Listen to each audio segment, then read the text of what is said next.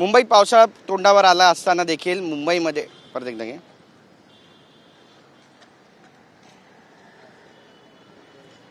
मुंबईमध्ये मान्सून तोंडावर असताना अद्यापही मिठी नदीची साफसफाई पूर्ण झालेली नाहीये। मी सध्या मिठी नदीच्या बँड्रा इथल्या प्लॉट जवळ आहे आणि या ठिकाणची जर दृश्य पाहिली तर आपल्या लक्षात येतं की अद्यापही अनेक जलपर्णी प्रवाहात अडकून पडलेला कचरा आणि प्लास्टिक भंगार साहित्यामुळे मिठी नदीचं विस्तीर्ण पात्र अनेक ठिकाणी तुडुंब भरल्याचं चित्र आहे। बऱ्याच ठिकाणी जी जलपर्णी आहे ती सुद्धा आपल्याला या ठिकाणी वाहून येताना पाहायला मिळते। तर आपण पाहतोय की युद्ध पातळीवर मिठी नदीची सफाई करण्याचं काम सुद्धा दुसरीकडे JCBच्या माध्यमातून सुरू आहे।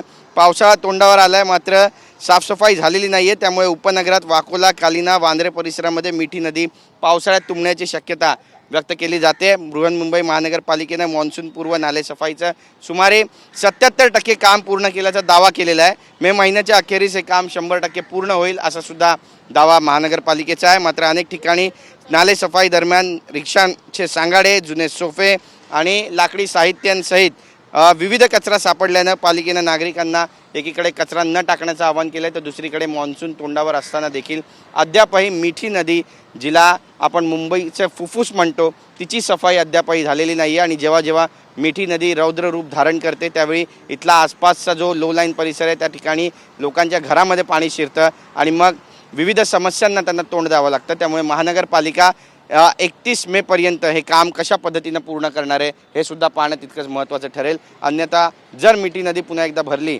तर मग इथल्या नागरिकांना नाहक त्रासाला सामोरं जावं लागू शकतं। कॅमेरा पर्सन योगेश गुरवसह गिरीश गायकवाड, TV9 मराठी, मुंबई।